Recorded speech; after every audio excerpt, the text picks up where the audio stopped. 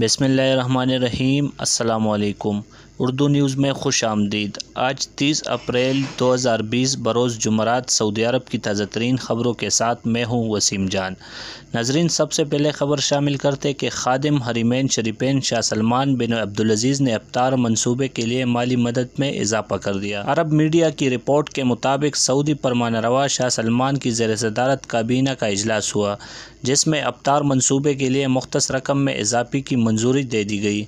ناظرین، سعودی عرب ہر سال ماہ رمضان میں سعودی عرب 18 ممالک سے تعلق رکھنے والے تقریباً 10 لاکھ روزہ داروں کا افطار کرواتا ہے، جس سے متعلق مختص رقم میں اضافے کی منظوری دے دی گئی ہے۔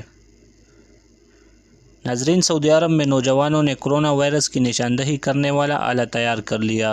عرب میڈیا کے مطابق سعودی نوجوانوں نے کرونا وائرس کی نشاندہی کرنے والا آلہ تیار کیا ہے، جس سے نہ صرف انسان کے جسم کا درجہ حرارت معلوم ہو جاتا ہے، بلکہ خون کے ذریعے کرونا وائرس کی نشاندہی بھی ریکارڈ وقت میں کر لی جاتی ہے۔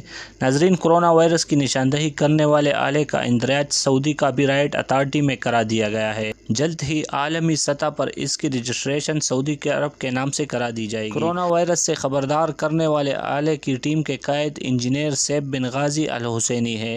ناظرین، الحسینی کا کہنا ہے کہ اس آلے کی خوبی یہ ہے کہ اس کی بدولت کرونا وائرس کی نشاندہی پلک جھپکتے میں ہو جاتی ہے۔ اگر کسی کے بارے میں یہ شک و شبہ ہو جائے کہ فلاں کرونا وائرس میں مبتلا ہے یا نہیں، اس حوالے سے تمام خدشات پوری بنیاد پر ختم ہو جاتے ہیں۔ سعودی وزارت صحت کا کہنا تھا کہ کمزور قوت مدافعت والے افراد کرونا کا سب سے زیادہ شکار ہو سکتے ہیں۔ دل کے عارضوں میں مبتلا، خون سانس، شوگر، کینسر اور سگریٹ نوش افراد کرونا وائرس کا شکار ہو سکتے ہیں۔ کرونا کے بعد جن مریضوں کی اموات ہوئی ہے، ان میں بھی یہی امراض پائے جاتے تھے۔ ناظرین، سعودی عرب کے تمام شہروں میں کرفیو میں نرمی کے بعد بدھ 29 اپریل سے اقتصادی سرگرمیاں جزوی طور پر بحال ہونا شروع ہو گئی۔ تجارتی مراکز، تھوک اور ریٹیل کی تاجروں کی دکانیں اور نجی کمپنیاں کھلنے پر ہزاروں تارکین گھروں سے نکل کر تجارتی مراکز اور مارکیٹوں کا رخ کر رہے ہیں۔ العربیہ نیٹ ورک کے مطابق مکہ مکرمہ اور مکمل لاک ڈاؤن والے محلوں میں کرفیو ابھی بھی باقی ہے۔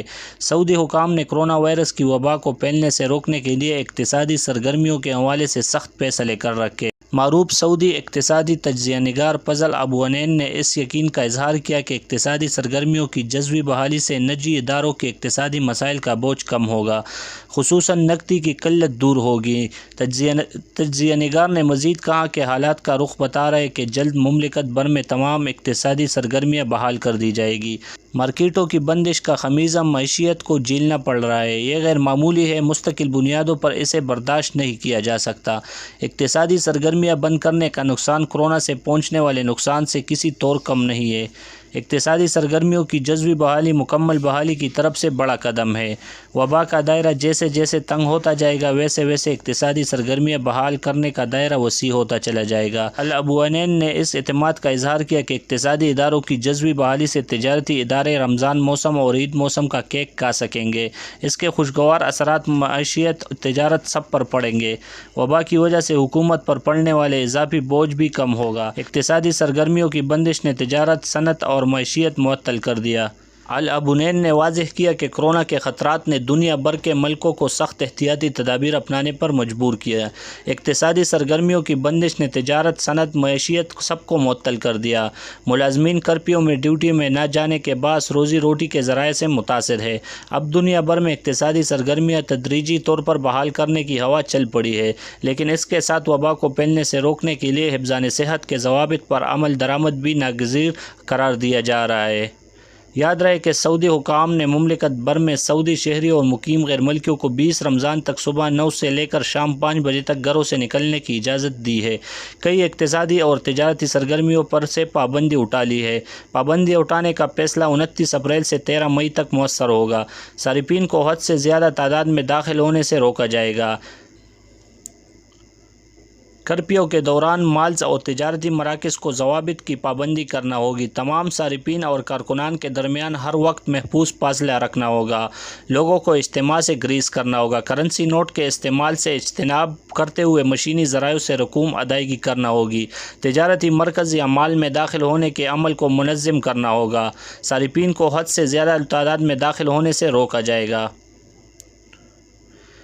ناظرین، Saudi food and drug authority FDA نے تبوک کے ایک گودام پر چھاپہ مار کر 64 ٹن زائد المیعاد کھانے پینے کی اشیاء کا ذخیرہ برآمد کر لیا۔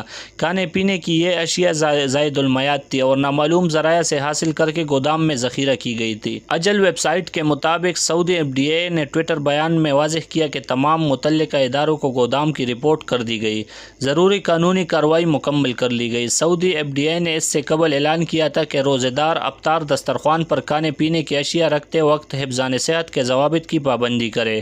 سعودی فوڈ اینڈ ڈرگ اتھارٹی کا کہنا ہے کہ کھانے پینے کی اشیاء کے انتخاب میں اس بات کا لحاظ رکھا جائے کہ کس چیز سے کتنی کیلوریز بنتی ہے۔ مثلاً البقلاوہ نامی 100 گرام عربی مٹھائی سے 390 کیلوریز بنتی ہے، جبکہ الکنافہ نامی 100 گرام مٹھائی سے 350 سے 400 کیلوریز پیدا ہوتی ہے۔ اسی طرح عربی پیرنی 240 گرام کھانے سے 340 کیلوریز بنتی ہے۔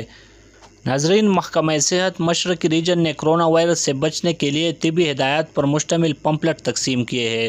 اردو سمیت 9 مختلف زبانوں میں تیار کیے جانے والے پمفلٹ اور پوسٹرز میں احتیاطی تدابیر اختیار کرنے کی ہدایت کی گئی ہے۔